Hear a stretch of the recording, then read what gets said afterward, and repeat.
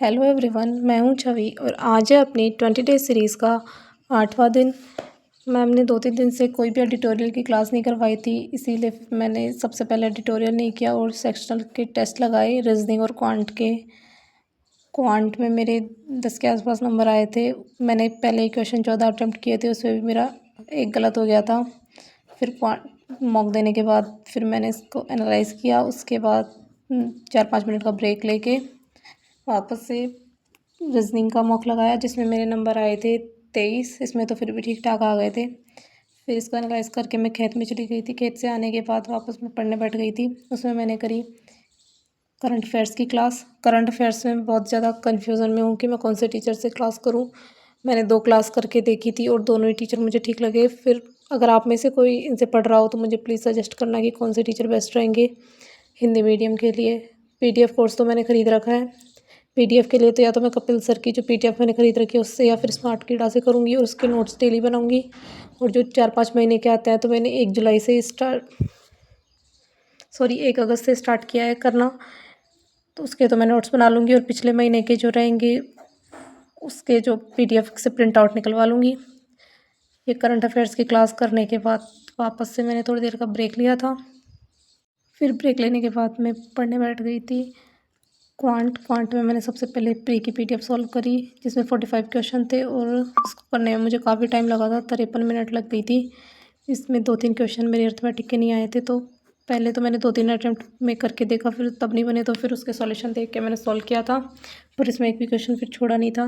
फिर इसको सॉल्व करने के बाद में मैंने क्वांट की हर्षल सर से अर्थमेटिक की जो बॉटनी स्ट्रीम और टाइम स्पीड एंड डिस्टेंस वाली सर ने क्लास करवा रखी है SBI क्लर्क वाली, वो वाली ली थी। वो शायद 2 घंटे के आसपास की थी।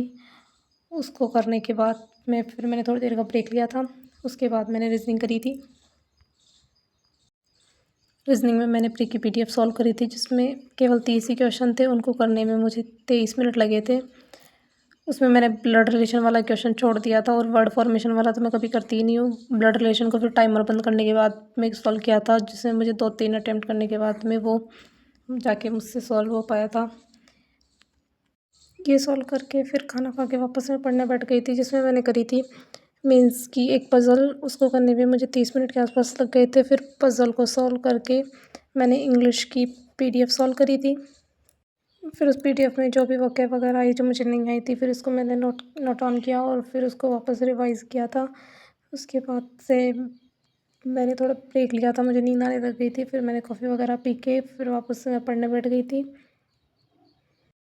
पहले तो मैंने सोचा कि करंट अफेयर्स के नोट्स बनाती हूँ, फिर मैंने थोड़े बहुत ही बनाए। फिर बाद में फिर मैंने उसको बीच में छोड़ दिया था। क्लास के साथ नोट्स बनाती, लेकिन मैं सोच रही हूँ कि क्लास पहले ले लूँ, फिर उसके साथ PDF से नोट्स बना लूँ, ताकि कोई पॉइंट अगर रह भी जाएगा तो वो PDF से कवर हो जाएगा। और फिर दोबारा उसके नोट्स बनाऊँगी क्लास के बाद में, तो वो रिवाइज़ भी साथ के साथ हो जाएगा। फिर ये सब करके मैंने वोकैब पढ़ी थी थोड़ी बहुत देर, फिर 11 बजे के आसपास मैं सोने चली गई थी। जो मैंने टारगेट बनाया था उसमें से रीजनिंग में तो मैंने PDF और सेक्शनल दोनों लगाए थे। मेंस की एक पज़ल दोनों दिन करी थी। क्लास मैंने कोई करी नहीं थी।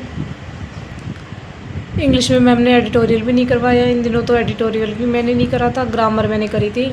सेक्शनल नहीं लगाया था, इसने PDF सॉल्व करी थी दोनों दिन। उसके अलावा क्वांट में मैंने PDF और सेक्शनल दोनों ही करे थे। उस क्लास ली थी टाइम स्पीड एंड स्ट्रीम और बॉटनी स्ट्रीम की सर ने एक ही करवा रखी है, तो दोनों दिन वही क्लास ली थी। इसमें मेंस का मेरा रह गया था और करंट अफेयर्स तो मैंने कर ही लिए थे। अब आगे देखते हैं कैसा करती हूँ।